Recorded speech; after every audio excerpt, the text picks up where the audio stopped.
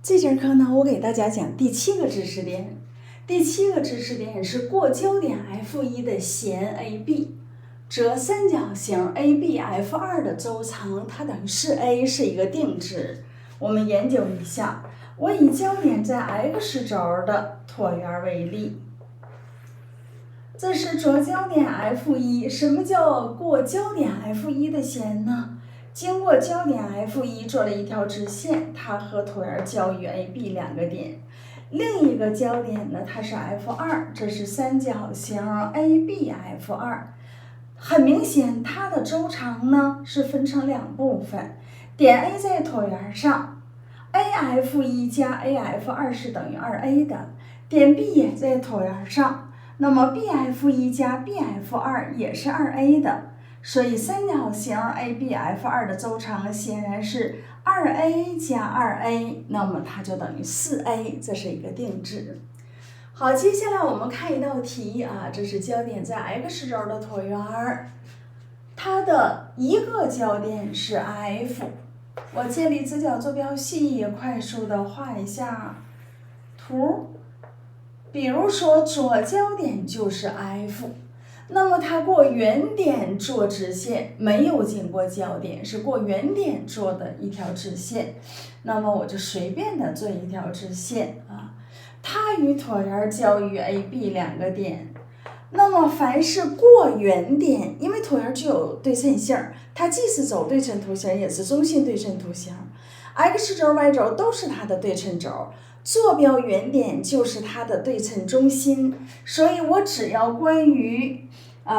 经过坐标原点做了一条直线，那么很显然 OA 是等于 OB 的，点 A 和点 B 是关于原点对称的。一个焦点是 F， 那么另一个焦点是 F 撇。F 跟 F 撇呢也是关于坐标原点 O 对称的。显然呢 FB 和 AF 撇这样的两条线段也是关于原点对称的，所以它们俩是一边长。那么题中让我求的是三角形 ABF 的周长。ABF 大家看是不是这个三角形啊？那么三角形 ABF 的周长，它应该等于 AF 加 FB 加 AB， 应该等于 AF 加上 FB， 然后再加上 AB。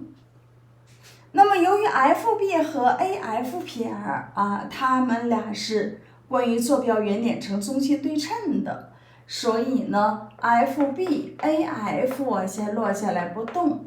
FB 我就换成了 AF 撇，然后呢，我再加上 AB， 所以 AF 加上 AF 撇 ，A 是椭圆上的点，它到两个定点的距离的和是等于2a 的。在这里边呢 ，a 方等于25，a 等于5，所以2a 等于4，它加上 AB。我要求的是周长的最小值，现在 AB 不确定。